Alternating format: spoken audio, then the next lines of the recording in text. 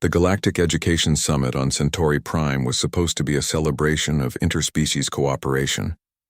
Representatives from 74 different worlds had gathered to share pedagogical strategies, compare educational philosophies, and forge alliances that would shape the minds of the next generation across known space. Elena Martinez sat at her assigned workstation in the Grand Assembly Hall, painfully aware of how inadequate it looked. Around her, the other species had been given accommodations befitting their stature.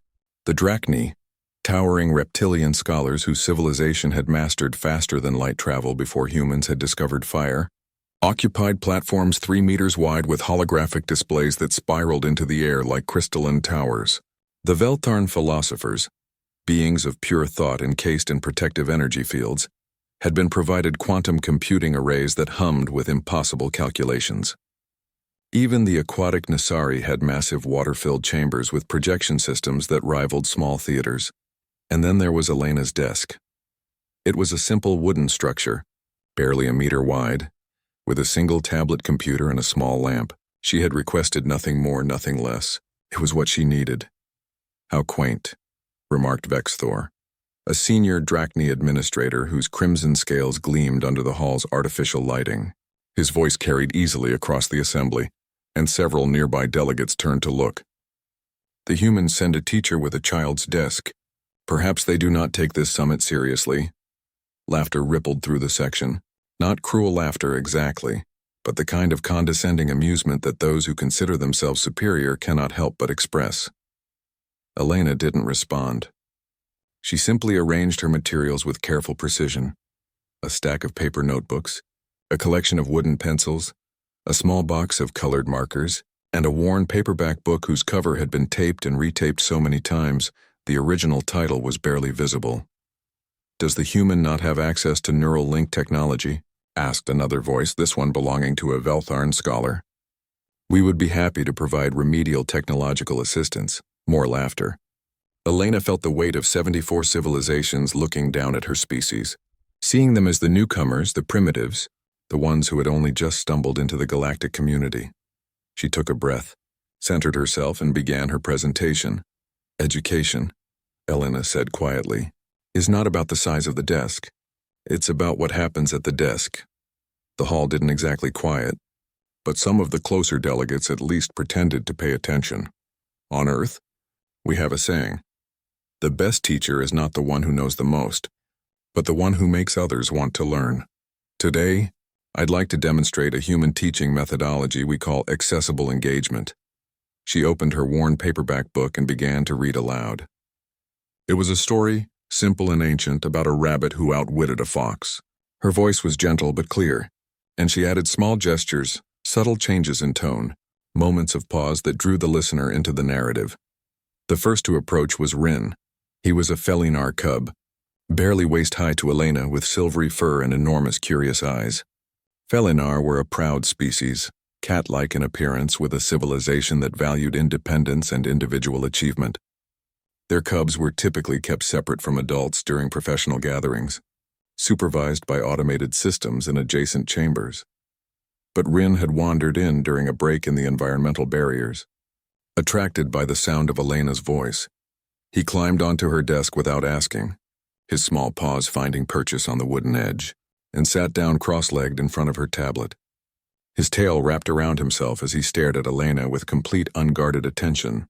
Elena didn't stop reading. She simply adjusted her position slightly to include him in the story, making eye contact, letting him feel like part of the narrative. Within minutes, 2 more cubs appeared. Then 5, then a dozen. They came from different species, different worlds, different evolutionary paths. Some had fur, some had scales, some had chitinous plates or crystalline skin, but they all had one thing in common. They were young and they were curious, and Elena's small desk had become the most interesting place in the entire summit hall. The cubs crowded around her workspace, some sitting on the floor, some perched on the desk edges, some floating in the air if their species permitted. Elena produced her colored markers and paper, and soon she was drawing simple illustrations of the story, letting the cubs add their own details. She handed out pencils and let them write their own versions in their own languages. On their own terms, the adult delegates had stopped talking, Vexthor approached slowly, his massive form moving with uncharacteristic hesitation. He watched as his own nephew, a young drachny barely past his first molting, sat at Elena's feet and carefully drew a picture of the rabbit from the story, his claws surprisingly delicate as they gripped the human pencil. "How?" Vexthor began, then stopped. "How are you doing this?" Elena looked up at him, a small smile on her face. "I'm not doing anything they don't already want to do. Every child in the universe wants to learn. They want stories. They want connection. They want someone to see them as they are, not as their civilization expects them to be." She gestured to her small desk, now completely covered with cubs from a dozen different worlds, all engaged, all focused, all learning. "You gave me a small desk," Elena said, "because you thought humans were small.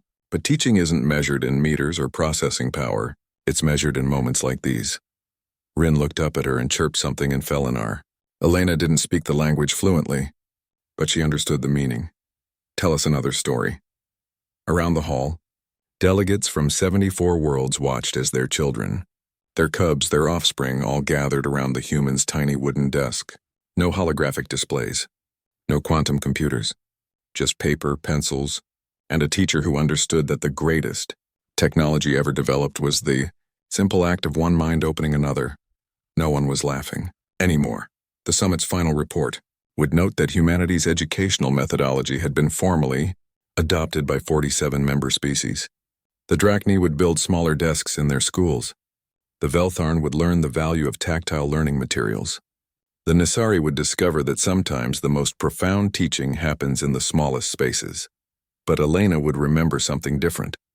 She would remember Rin climbing onto her desk with complete trust, ready to learn. She would remember how a small desk had become a bridge between worlds. And she would remember that in a galaxy full of advanced civilizations, sometimes the most revolutionary act was simply treating the young with gentleness, patience, and respect. That was the human way. And finally, the galaxy was beginning to understand.